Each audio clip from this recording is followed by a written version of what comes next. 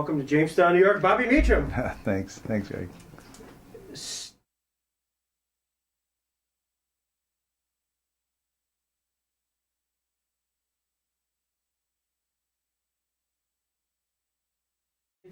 would be September 21st, 2008.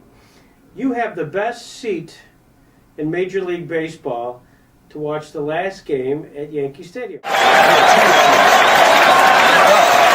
On the ground, grab by Ring, goes to the bag, touches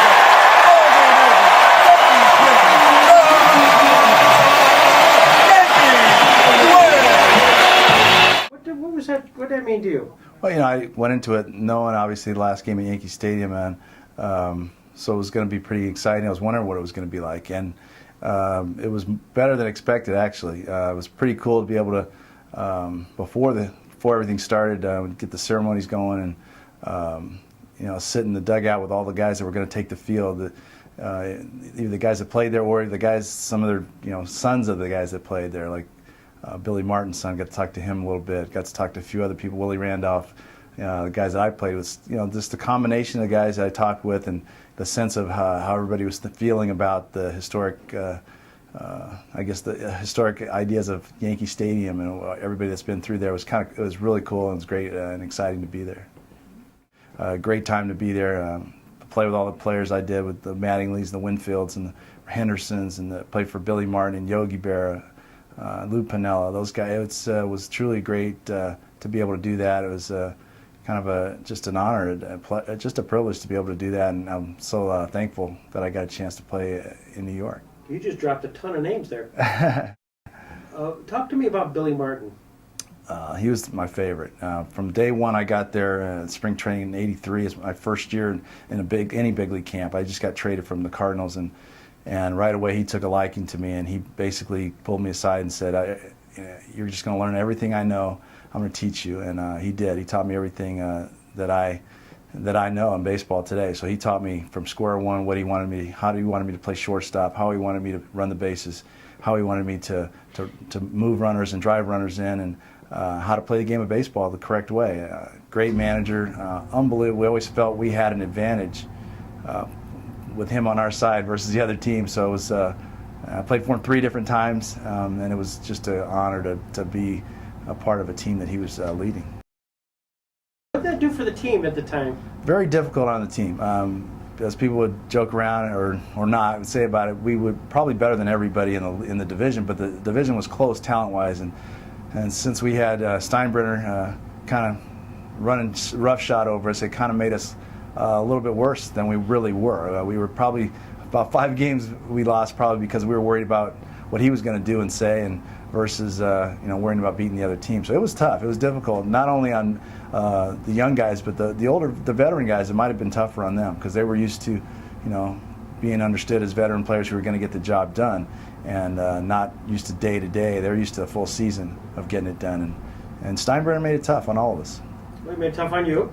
Oh, absolutely. I was one of the guys he was sending back and forth to Columbus from an error here or a mistake there. 2, 1, 0,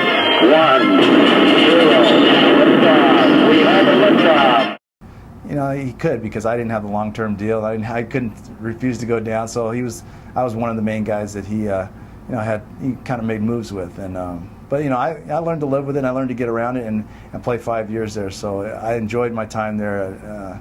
Even when he sent me down, I knew I'd be back. I just played well down there, and I'd be back. So I concentrated on getting my job done right, and hoping they would bring me back. Mattingly. Donnie was great. A great teammate. First of all, just a great guy to be around. Cared about winning ball games.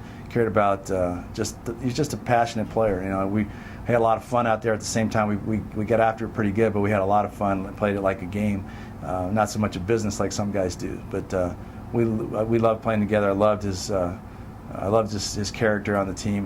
What a great hitter. And over the 5 years I was there, I can't picture a better hitter in baseball than him. So he, and obviously Gold Glover, just a great player and a good friend for. Well, Ricky, was misunderstood that way. Before he got there, he was in Oakland. We played against him, and when I played against him, that's how I felt about him too. He was an individual, not really a team guy. But when he got to us, And I think a lot of it had to do with Billy, because Billy had him in Oakland.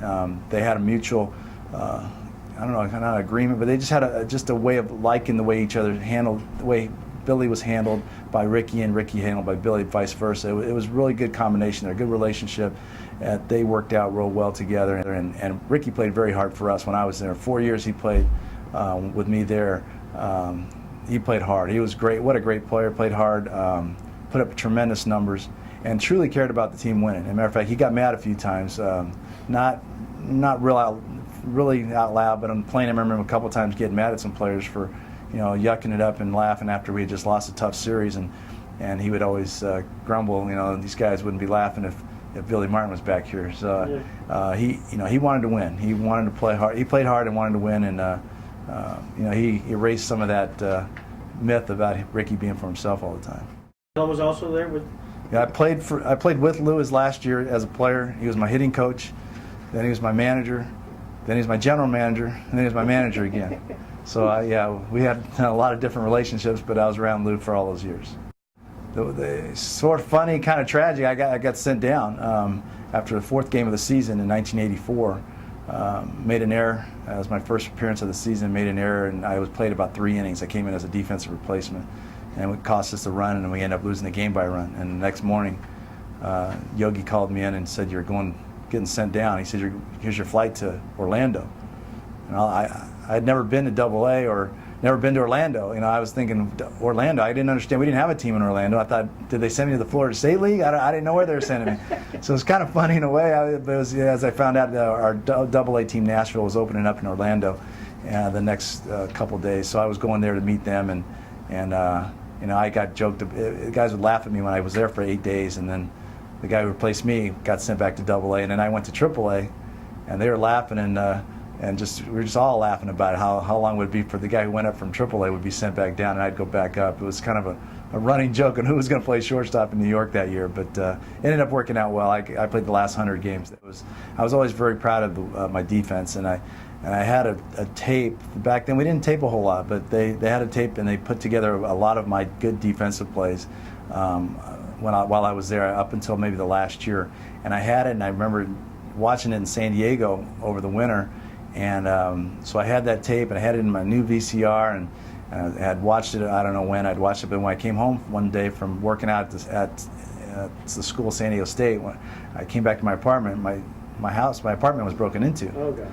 And they took one thing. They took the nice brand new VCR that I bought, and I was like, wow! They took my VCR, and I was bummed about that.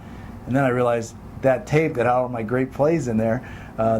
They took that, so I wish my son could see that, but he doesn't get to. He didn't get to see me play. He doesn't get to see that tape because it's gone. I don't know who has it, but maybe they're enjoying it. My favorite was Maury Wills. He was a shortstop. He even became a switch hitter, kind of because of him. I mean, but he was one of my favorites. He stole bases. He was exciting. I remember whenever he stepped on the field.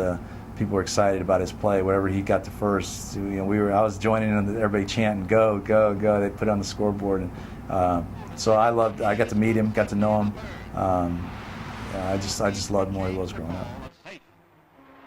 Faced one closer, Bill Caudle, and I threw 2 pitches by me like I had no chance, and then I could just see him kind of look in for a third pitch, that 0-2 pitch, and kind of looked in at me and just kind of nodded and threw his fastball right there. I took my perfect swing left-handed, which of course was on that same video as the defensive one that got stolen, but I had the perfect swing on that pitch and hit a home run and put us ahead in the game. And it was the only time I faced a guy that was a closer, that hard-throwing closer like that, and it worked out pretty good. Obviously not known for hitting home runs, but do you remember your home runs? Absolutely. I only had 8. I got to remember them all. Yeah, so I remember them all. So that first one, what was that like? It was great. It was, like I didn't know what to do almost. It's like I hit it in Yankee Stadium off Ron Romanek, hit it left-handed, which is a story in itself, just not ever hitting left-handed until 3 years before that. Really? What, by the way, who caused you to do that? Well, I was at the Cardinals when I signed, and if you could run, they made you a switch hitter with the Cardinals. Well, Bobby, thank you very much.